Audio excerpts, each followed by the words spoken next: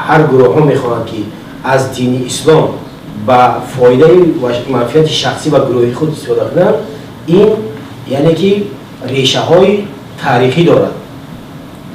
بسیار جوانان نمیدونن، خیلی اینجا استادا حضور دارن، عالمان میدونن.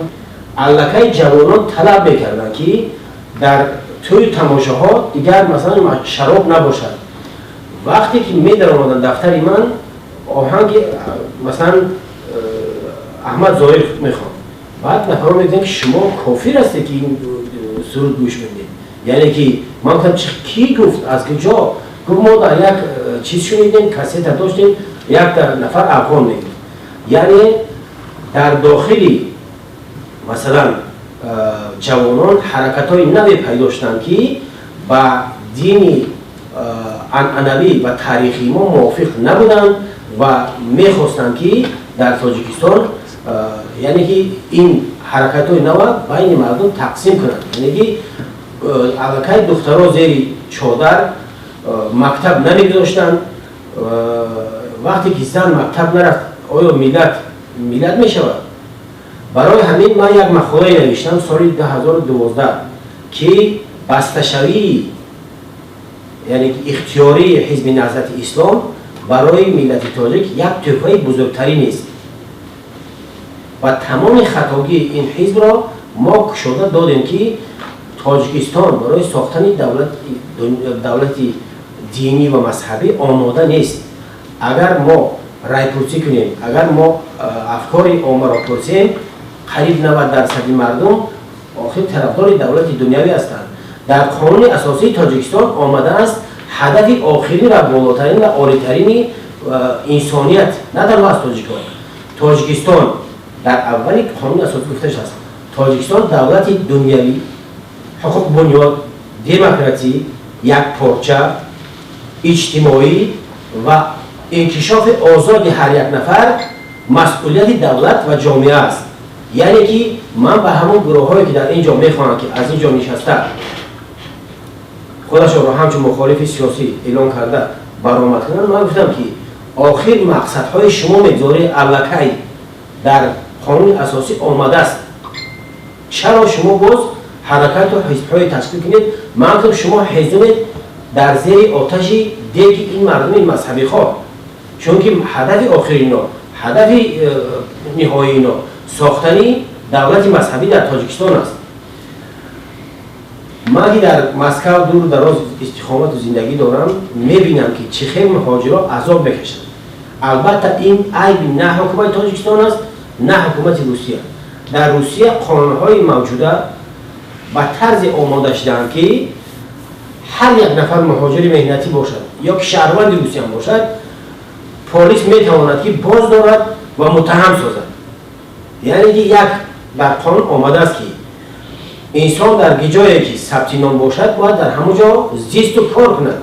اگر شما ثبت نام در این کوچه باشد و در کوچه دیگر شما را باز دارند، شما را میبرن میتونن که دیپارتاسیون کنند، از روسیه بیرون کنند. البته چنین شکل کاری نیست، ولی بعضا وقتی که بعضی مسائل ها بین دو کشور پیدا می شود که بعضا میشد اینا این مهاجران همچون گروگان استفاده میکنند و برای همین هم این گروه های مذهبی همین مشکلی ها را استفاده بوده در محض این جوانان خیلی تاثیر ایجاد کردند و در وقتهای آخر که سال آینده ما باید در تاجیکستان انتخابات های در پیش پارلمان و رئیس جمهور است، این گروه ها فعال شدند و میخواهند که به منفعت خود همه حالت جامعه ما را ناآرام سازند.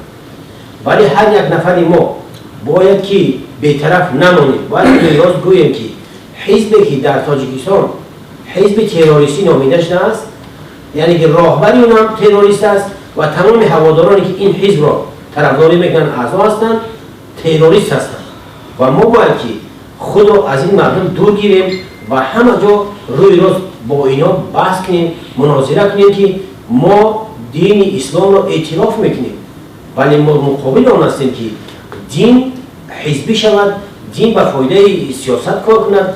این جدایی میاندازد در بین مردم تاجیک. برای همین من برای یگانگی و خودشناسی ملی بعضی کوشش‌ها کردم و نوشتم یک کودکسی اخلاقی مرد تاجیک، هم به زبان روسی است هم به زبان تاجیکی، و در اون یک گپ است که سخن هر یک تاجیک در خارجه این آبروی تاجیک است و آبروی ملت. رفتار و کردار هر یک تاجیک در خارجه در جایی نباشد، این رفتار ملت است. برای همین ما در جایی نباشیم باید که یک حصه وطنی خود را دانیم و بحر وطنی خود را دریغ نداریم. رئیس جمهور در برآمد خود آخران مورد وقتی که مسکن آمده بودند گفتند ای برادران، ای تاجیکان، ما پیش از آن که مسلمان هستیم ما تاجیک هستیم و هویت ما خودشناسی ملی ما باید در سطح اول باید باشد. ما در این مسئله بعضی مناقشه ها داریم با این نظریه حزب نهضت اسلام از آن که اینا تاریخ تا دوره اسلامی ما که خیلی باشکار بود اعتراف ندارند. نوروز را همچون یک جشن قدیمترینی ما اعتراف ندارند. اینها مثلا بعضی گروه های نو سلفی شعر، سرود، تمام قانون‌های دنیوی در دوره سویتی قبول شدن قبول ندارند. تمام شاعر نویسنده یکی ما در جهان این قدر آبرو دارند، این مردم تحقیر و پس میزنند. از آن جمله مثلا بازار ثابت که سخنرانی آوردن، من یکمین سال قطعی این گروه ها مبارزه بودم که آخر مثل این مردی که درباره ملت نوشته است شما نمیتوانید که با آواز بلند کنید یا میرزا سوزاده، یعنی که اینا نفرانی بودن که توانستند در جهان تاجیک معرفی سازند. ما در وقتی که مصالحه ملی شد یک حرکت ساختیم، جنبش ملی تاجیکستان، و هدف اساسی مساعدت کردن برای مصالحه ملی بود و ما اعلام کردیم یکی آزمون ها درباره فلسفه ملی و تنپرستی شاهنامه فردوسی، ولی چند نفر برنده شدن، ولی یک نفر رو از طرف کمیسیون آشتی ملی معاونی وزارت فرهنگ گذاشتن. یک شاعره که نوشته بود یک شعر در آزمون یا جایم گرفت تهدید کردن که برای همین شعر ما شما را میکشیم. این خانم اومد گفت که شما چیکار کردید که برای مقابل من تهدید آمد؟ من در همان روز یک عریضه نوشتم اعلام، یک نامه فرستادیم به دستگاه پرزیدنت، یکی به تلویزیون. ساعت 9 در وقت اخبار همین مراجعتنامه ما پخش شد که این مردم چگونه مردمی هستند که وظیفه را گرفتن با کدام هدف استفاده میکنند. یعنی باز یک بار دیگر تو وقت زیاد نمیگیرم، باز یک بار دیگر از شما خواهش میکنم که